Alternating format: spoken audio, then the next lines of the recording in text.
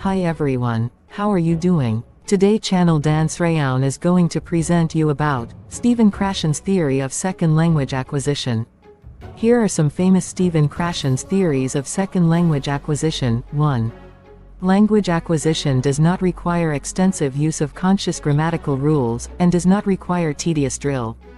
By Krashen. 2. Acquisition requires meaningful interaction in the target language, natural communication, in which speakers are concerned not with the form of their utterances but with the messages they are conveying and understanding.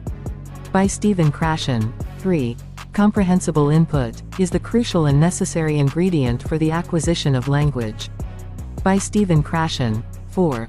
The best methods are therefore those that supply comprehensible input in low-anxiety situations, containing messages that students really want to hear. These methods do not force early production in the second language, but allow students to produce when they are ready, recognizing that improvement comes from supplying communicative and comprehensible input, and not from forcing and correcting production. By Krashen. 5. In the real world, conversations with sympathetic native speakers who are willing to help the acquirer understand are very helpful. By Krashen. Hi everyone. Introduction. Krashen, University of Southern California, is an expert in the field of linguistics, specializing in theories of language acquisition and development. Much of his recent research has involved the study of non-English and bilingual language acquisition. Since 1980, he has published well over 100 books and articles and has been invited to deliver over 300 lectures at universities throughout the United States and Canada.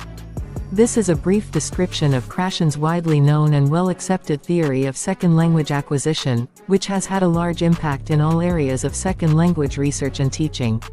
The 5 hypotheses of Krashen's theory of second language acquisition.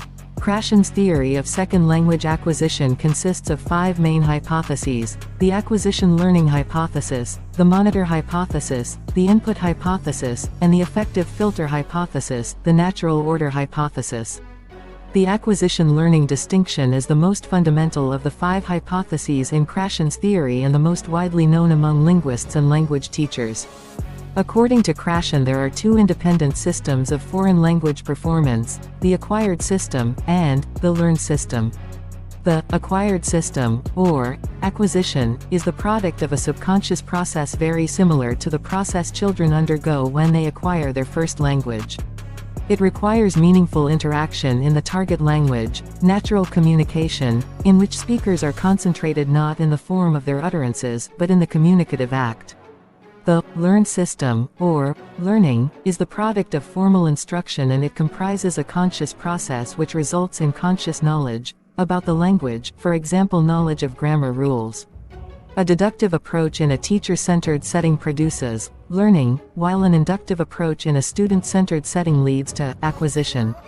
The monitor hypothesis explains the relationship between acquisition and learning and defines the influence of the latter on the former. The monitoring function is the practical result of the learned grammar. According to Krashen, the acquisition system is the utterance initiator, while the learning system performs the role of the monitor, or the editor. The monitor acts in a planning, editing and correcting function when 3 specific conditions are met. The second language learner has sufficient time at their disposal. They focus on form or think about correctness. They know the rule. It appears that the role of conscious learning is somewhat limited in second language performance. According to Krashen, the role of the monitor is minor, being used only to correct deviations from normal speech and to give speech a more polished appearance. Krashen also suggests that there is individual variation among language learners with regard to monitor use. He distinguishes those learners that use the monitor all the time over users, those learners who have not learned or who prefer not to use their conscious knowledge underusers, and those learners that use the monitor appropriately optimal users. An evaluation of the person's psychological profile can help to determine to what group they belong. Usually extroverts are underusers, while introverts and perfectionists are overusers. Lack of self-confidence is frequently related to the overuse of the monitor. The input hypothesis is Krashen's attempt to explain how the learner acquires a second language, how second language acquisition takes place. The input hypothesis is only concerned with acquisition, not learning. According to this hypothesis, the learner improves and progresses along the natural order when he/she receives second language input that is one step beyond his/her current stage of linguistic competence. For example, if a learner is at a stage I, then acquisition takes place when he/she is exposed to comprehensible input that belongs to level I+1 foot. Since not all of the learners can be at the same level of linguistic competence at the same time, Krashen suggests that natural communicative input is the key to designing a syllabus, ensuring in this way that each learner will receive some I+1 foot input that is appropriate for his/her current stage of linguistic competence. The effective filter hypothesis embodies Krashen's view that a number of effective variables play a facilitative, but non-causal, role in second language acquisition. These variables include motivation, self-confidence, anxiety and personality traits. Krashen claims that learners with high motivation, self-confidence, a good self-image, a low level of anxiety and extroversion are better equipped for success in second language acquisition. Low motivation, low self-esteem, anxiety, introversion and inhibition can raise the effective filter and form a mental block that prevents comprehensible input from being used for acquisition.